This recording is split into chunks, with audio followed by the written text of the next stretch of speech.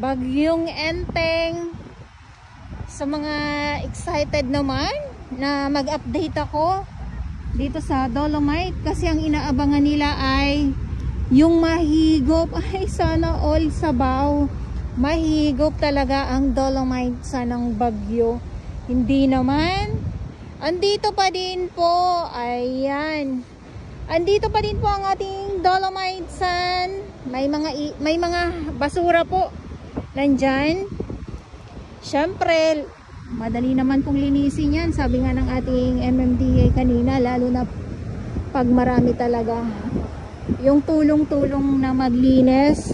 Yan po ay mawawala po itong mga kalat, sabi po ni Madam. Totoo naman po, kasi pag talagang madami po, tambak po ang ating mga maglilinis dito, mawawala po kaagad at balik sa ganda, balik alindog ang ating Dolomite Sun. Ang ating Dolomite Beach po. Ayan. So ito yung mga nakakot na mga kalat ng ating mga naglinis or ng ating mga naglilinis ng yung ating mga MMDA at ang ating Dole Tupad. So sila yung nandito at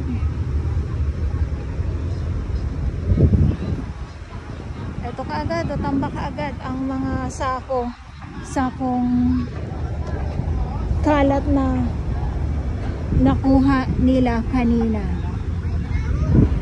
Yan, so dahil ay merienda time, alas 10 ng umaga na po, sila naman ay pahinga po muna. Ayan, ulitin ko lang po.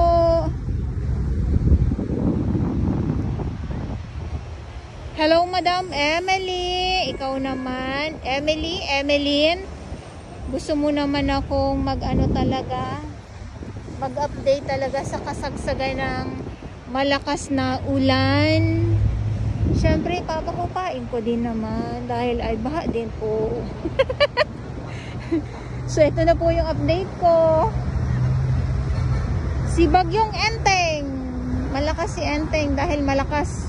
Grabe dagsa ang mga basura nga po ngayon dito sa dalampasigan ng Dolomite Beach. Hanggang dyan lang po.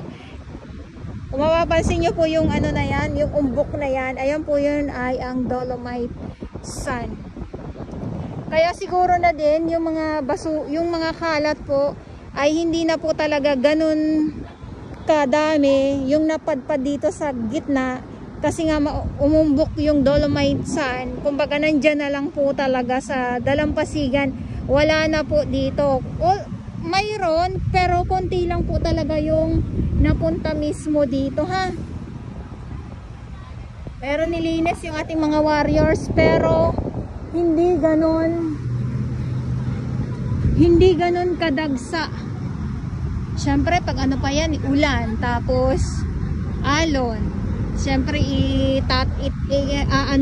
idadagsain ng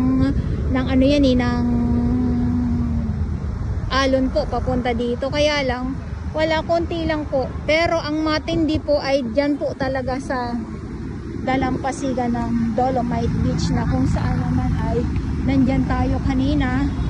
At makikita na naman po muli natin yung ating mga maglilinis dito na tambak. At sa mga gusto po mag-volunteers, meron po tayong mga volunteers dito. Ulitin ko lang po, no? May mga vendors po na naglilinis sa mga hindi po nakakaalam.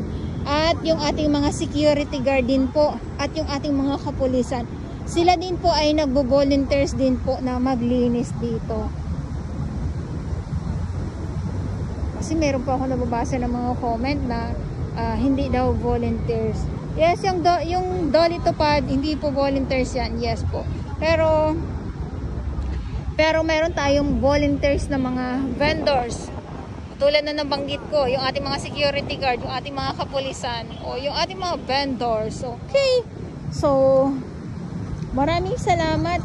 Sarado ang ating Dolomite Beach po dahil nga po ay si Bagyong Enteng namamayagpag ng gusto. At ito yung ating makikita. Ngayon ay pahinga yung ating mga warriors. Mamaya balik po muli yan sila sa kanilang paglilinis. Kanina andito sila eh. Ilang sako kaagad yung nakolekta na ng mga kalat. Ayan, yung mga sako na yan. So, pag dumami pa ng gusto yan, ang kukuha na dyan ay yung truck naman po. Inulit-ulit ko na po. Inulit-ulit ko na po, kaya sana po naliwanagan na po kayo. Naliwanagan na po ba kayo? Ayun, so grabe no, yung parang mahihilo ka talaga sa sa mga ganitong mga nangyayari sa ating bansa. Kung ano-ano na lang po na mga na mga kaguluhan yung ating mga naririnig, di ba? Pagkatapos ay magpatalastas po muna tayo. Pagkatapos doon naman sa sa iinitan yung ating sa West Philippine Sea naman nga po, na kung saan ay winatarkano na naman po. Diba? Yung mga nangyayari doon, yung paulit-ulit na lang, may naputulan na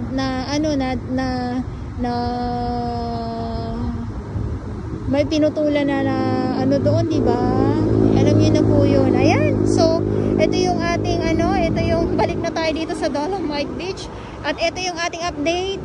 Maraming mga plastic na pwedeng ibenta, mga kalakal po. Ayan naman ay kinukuha nila kuya. Syempre ay na yun, pambili na po ng makakaabot kayo ng 1 kilong bigas. Dahil sa pagkakaalam ko ay sabi nga is 60 pesos na po ang kilo ng bigas. Ayan, saan na ang 20 kilo ng bigas? So paano na? Bigas 1 kilo is 60 pesos. So paano na ang ulam?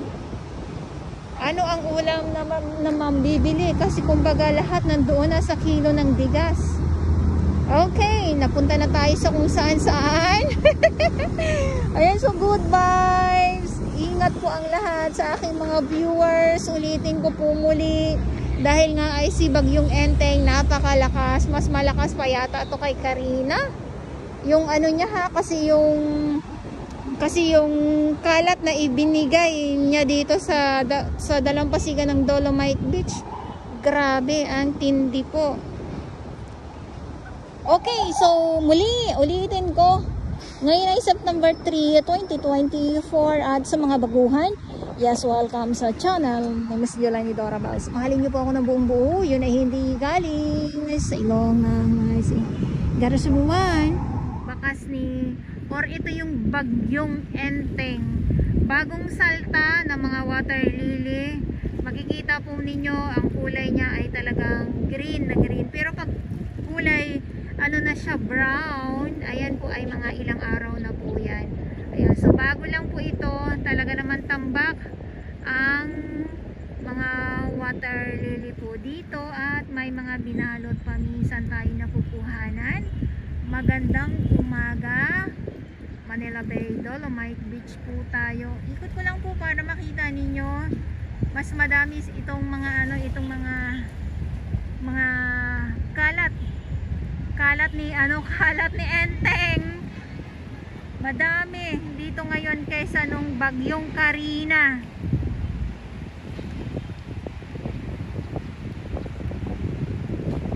Andito pa din po ang Dolomite Sun. Hindi naman po nawala kahit na may mga basura po. Ayan.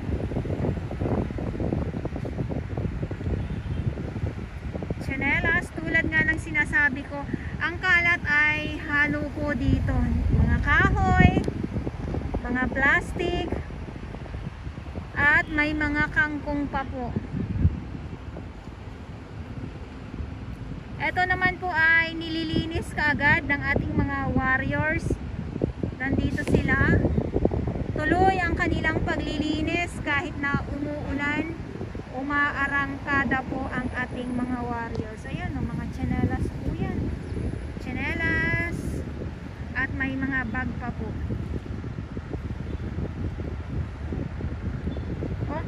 So ito yung update natin ngayon dito sa Manila Bay Dolomite Beach. At ulitin ko lang, baka ako po ay nagkakamali. Ngayon ay September 11. Nagkamali na nga po. Ngayon ay September 3, 2024. At sa mga baguhan, yes, welcome sa channel ni Miss Jolene Dora Bells. Mahalin niyo po ako ng buong buo. Yun ay hindi galing sa ilong ng may singaw. God bless everyone.